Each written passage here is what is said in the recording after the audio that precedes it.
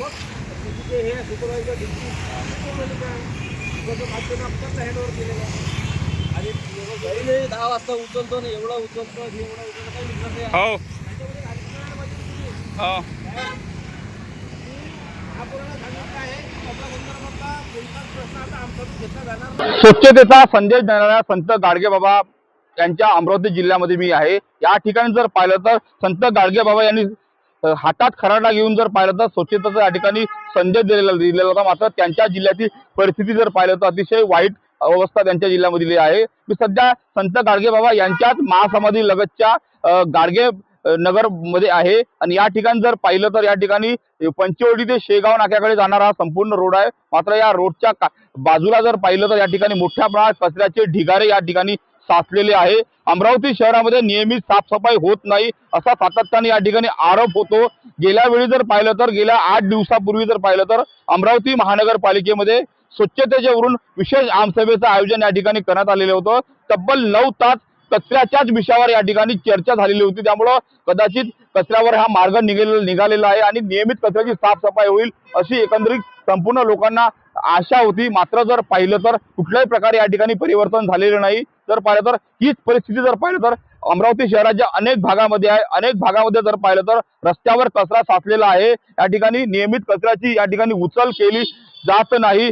जर पाहिलं तर अमरावती महानगरपालिकेच्या स्वच्छतेचा कंत्राट जो आहे मुंबईच्या कोणार कंपनीला देण्यात आलेला आहे। त्या माध्यमातून जर पाहिलं तर कोट्यवधी रुपये या ठिकाणी कचऱ्यावर या ठिकाणी खर्च केला जातो। मात्र तरी देखील या ठिकाणी नियमित या ठिकाणी कचरा उचलला जात नाही।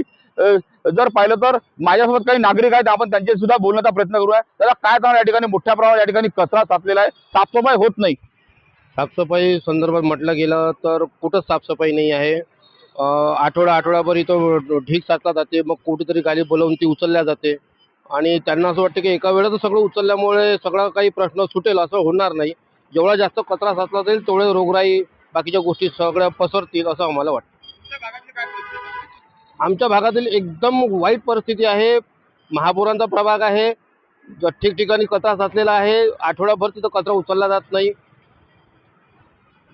निश्चित एकूणच जर पाहिलं तर आठवडाभर कचरा उचलला जात नाही। त्यामुळे कचरा नियमित उचलला जात नसल्यामुळे घाणीचे सुद्धा साम्राज्य या ठिकाणी पसरलेलं आहे असे देखील नागरिक या ठिकाणी आपल्याला सांगत आहे। सूरज दहाट, लोकशाही मराठी, अमरावती।